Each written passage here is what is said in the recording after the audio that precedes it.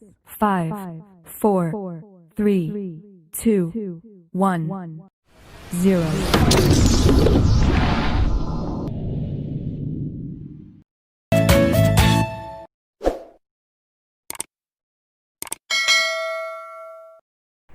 Okay, students, we are going to continue to our next lesson. Jadi kita akan melanjutkan ke pembelajaran kita tema 5 subtema 3 pembelajaran 4. Jadi anak-anak silakan buka bukunya ke pembelajaran 4. Benny melihat teman-temannya latihan drama. Benny melihatnya minggu lalu. Pada drama tersebut, pemerannya membacakan puisi. Puisi yang dibacakan sebagai berikut. Nah, anak-anak, di situ ada puisi berjudul Kupu-kupu. Listen to me, Miss Eka akan membacakan puisinya. Kupu-kupu, kupu-kupu yang lucu, kemana engkau terbang? Hilir mudik mencari bunga-bunga yang kembang, berayun-ayun pada tangkai yang lemah. Tidakkah sayapmu merasa lelah? Kupu-kupu yang elok, bolehkah saya serta mencium bunga-bunga yang semerbak baunya sambil bersenda gurau? Semua ku hampiri, bolehkah aku turut? Nah, anak-anak, itulah tadi pembacaan puisi kupu-kupu. Nah, sepertinya kalian pernah mendengar liriknya ya. Syairnya itu adalah lagu kupu-kupu yang sering kita dengar sewaktu kecil. Nah, jadi diingatkan kembali bahwa lirik lagu boleh kita juga membacakannya dalam bentuk puisi. Jadi anak-anak boleh ya latihan di rumah membaca puisi kupu-kupu ini. Anak-anak Miss ingatkan sekali lagi bahwa setiap puisi itu memiliki kata-kata yang indah. Kita akan bersama-sama memahami makna atau arti dari sebuah kata. Mari kita lihat bersama-sama anak-anak. Yang pertama ada kata elok di situ, ya kan? Nah, elok itu sama artinya dengan baik, bagus, atau cantik. Contohnya, Sarah berparas elok, artinya Sarah berparas cantik.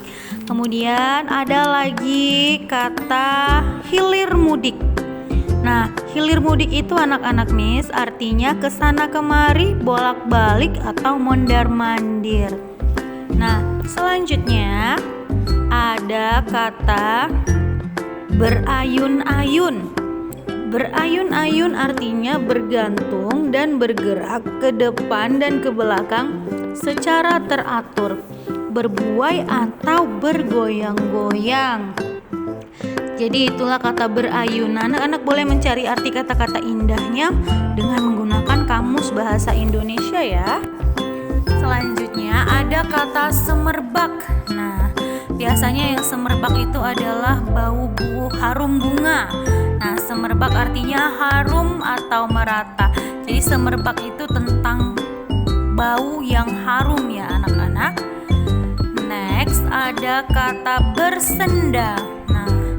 Bersenda itu seperti gambar yang Miss tunjukkan. Bersenda artinya berkelakau atau bergurau ya. Boleh juga bercanda.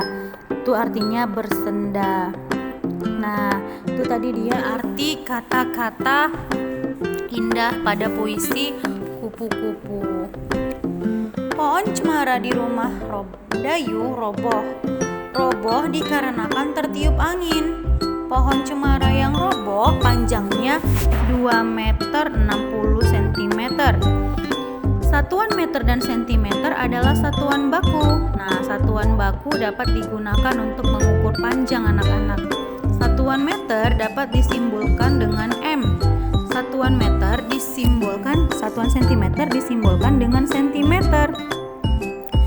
Nah, berikut ini macam-macam alat ukur. Nah, alat ukur ini Ada alat ukur panjang baku dan alat ukur panjang yang tidak baku ya anak-anak. Nah, ini sudah Miss Eka jelaskan juga di pembelajaran pertama kemarin. Nah, salah satu alat ukur panjang baku itu kenapa dia disebut baku? Karena ada satuan baku, yaitu satuan yang sudah ditetapkan secara internasional. Misalnya untuk mengukur panjang satuan internasional adalah meter. Alat yang digunakan untuk mengukur satuan panjang misalnya ada penggaris atau meteran. Nah, sekarang kita pelajari yang pertama adalah penggaris atau mistar. Penggaris atau mistar itu biasanya menggunakan satuan cm. Coba adik-adik lihat penggaris kalian itu biasanya ada satuan cm. Itu berarti cm. Nah, ini digunakan untuk mengukur benda seperti buku tulis, pensil, penghapus, tempat pensil, daun, panjang jari, meja, kursi, figura foto. Nah, ini biasanya maksimal itu panjang penggaris adalah 30 cm. Kecuali ada penggaris kayu yang ada di kelas itu panjangnya bisa sampai 100 cm atau 1 meter. Lalu alat ukur yang kedua adalah meteran pita. Seperti ini meteran pita. Biasanya digunakan oleh penjahit ya adik-adik ya. Ini menggunakan satuan cm. Biasanya digunakan untuk mengukur kain, mengukur baju, mengukur badan ya, badan manusia. Kalau yang mau membuat baju itu kan biasanya diukur dengan meteran pita ini. Berikutnya itu ada meteran gulung atau roll meter. Nah, ini biasanya digunakan oleh petukang atau orang-orang bangunan adik-adik ya, tukang bangunan seperti itu. Nah, biasanya di sini ada satuannya itu yang cm dan meter. Setiap nanti 100 cm itu berarti sama dengan 1 meter. Nah, kegunaannya itu untuk mengukur benda-benda yang panjang. Misalnya tanah, misalnya lagi panjang ruangan ya seperti itu. Pintu, meja, papan tulis dan sebagainya. Berikutnya ada jangka sorong. Nah, jangka sorong ini menggunakan satuannya itu cm dan milimeter. Maksimal itu 30 cm. Tidak ada jangka sorong yang lebih dari 30 cm. Nah, untuk mengukur jangka sorong ini untuk mengukur benda-benda yang berbentuk lingkaran seperti cincin, mur, lingkar jari, pensil dan kelereng. Nah, Benny melihat teman-temannya berlatih drama anak-anak. Nah, jarak Benny dengan teman yang berlatih drama itu ada 4 meter. Alat untuk mengukur jarak adalah, nah jadi kalau jaraknya sekitar 4 meter, berarti kita harus membutuhkan pengukur jarak yang lebih panjang. Nah, biasanya apa yang kita gunakan anak-anak? Nah, tentu saja kita harus menggunakan roll meter atau meteran. Lani mengukur panjang papan tulis. Setelah diukur panjangnya 300 cm. Artinya papan tulis tersebut sama dengan titik-titik M. Nah, remember kids, dari 300 cm kita harus mengubahnya ke dalam bentuk meter. Berarti kita harus bagaimana anak-anak? Dari bentuk cm ke meter, diapain itu kalau cm ke meter? Nah, Miss Eka sudah kasih tahu kalau dari cm ke meter kita harus membagikannya, yaitu dibagi 100. Jadi untuk cara mudahnya kita hanya tinggal mencoret nolnya saja. Sisa 3 dibagi 1, maka hasilnya adalah berapa anak-anak? Iya benar, hasilnya adalah 3. Maka panjang papan tulis tersebut sama dengan 3 meter. Nah, alat ukur yang tepat untuk mengukur papan tulis itu apa anak-anak biasanya? Nah, kalau papan tulisnya lebih besar, maka kita harus menggunakan meteran, ya kan? Nah, coba kita lihat di sini ada data tinggi badan teman-teman Benny. Ada Udin tingginya 117 cm, kemudian ada Edo tingginya 1 meter 20 cm, kemudian ada Dayu tingginya 100 cm, lalu ada Lani tingginya 105 cm, kemudian ada Siti tingginya 1 meter. Nah, jadi di sini ada 1 meter 20 cm. Kita lihat dulu dari Udin 117 cm. Nah, sudah dalam bentuk cm ya kan? Sedangkan si Edo ada 1 meter 20 cm. Nah, kita harus mengubah dulu meternya ke dalam bentuk sentimeter. 1 meter 20 cm sama dengan berapa sentimeter? Nah, coba anak-anak ingat kembali 1 meter itu ada berapa sentimeter? 1 meter itu adalah 100 cm. Nah, sementara yang 20 cm tidak usah dirubah lagi karena sudah dalam bentuk cm. Jadi kita hanya tinggal menjumlahkan 100 cm dengan 20 cm. Maka tinggi badan Edo adalah 120 cm. Sementara tinggi badan Dayu adalah 100 cm dan Lani itu 105 cm. Lalu ada tinggi badan Siti. Berapa itu tinggi badan Siti anak-anak? 1 meter. Ingat 1 meter itu berapa sentimeter? 1 meter itu sama dengan 100 cm. Nah, itu dia tadi daftar tinggi anak-anak. Nah, jadi berdasarkan data tinggi tabel ini, siapakah teman Benny yang paling tinggi? Nah, teman Benny yang paling tinggi adalah, kita lihat mana yang paling tinggi di antara ukuran tinggi badan teman-teman Benny. Ada Edo, yaitu ukuran badannya 120 cm tinggi badannya. Teman Benny yang bernama titik-titik dan titik-titik ukuran tubuhnya paling pendek. Coba siapa yang paling pendek di situ?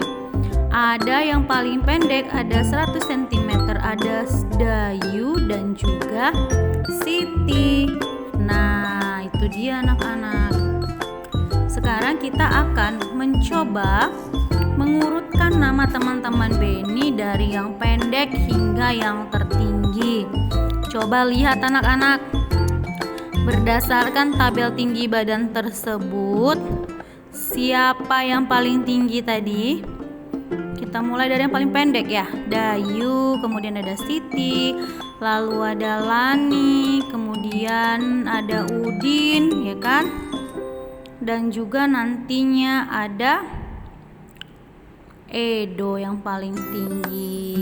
Oke, jadi sudah bisa ya mengurutkan tinggi badan teman-temannya. Benny dan temannya sudah belajar matematika. Kemudian jam pelajaran berikutnya adalah olahraga. Menirukan gerak bunga mawar di taman. Gerakannya seperti ini adik-adik. Kalian bisa menirukan gerakan ini ya. Gerakan ini adalah gerakan kedua tangan. Awalnya di atas kepala seperti ini. Bentuknya seperti bunga yang menguncup. Lalu dari atas sini tangan masih menguncup seperti ini, ditarik ke depan dada kita. Setelah itu kedua tangan dibuka seperti ini, seperti bunga yang sedang mekar. Jadi gerakannya dari atas sini ke depan dada, lalu tangan dibuka seperti bunga yang mekar. Gerakan yang berikutnya itu seperti ini adik-adik. Yang pertama itu adalah gerakan kedua tangan di atas kepala seperti bunga yang menguncup, lalu digerakkan ke kiri dan ke kanan. Setelah itu gerakan kedua tangan membuka seperti bunga yang bermekaran, lalu digerakkan ke kiri dan ke kanan. Tangannya masih membuka seperti ini. Yang ketiga gerakannya adalah kedua tangan di atas kepala seperti bunga yang menguncup, lalu digerakkan berputar atau melingkar. Ini adalah gerakan berikutnya. Nah, kalian bisa tirukan gerakan kedua tangan membuka seperti bunga yang bermekaran, lalu digerakkan ke kanan dan ke kiri.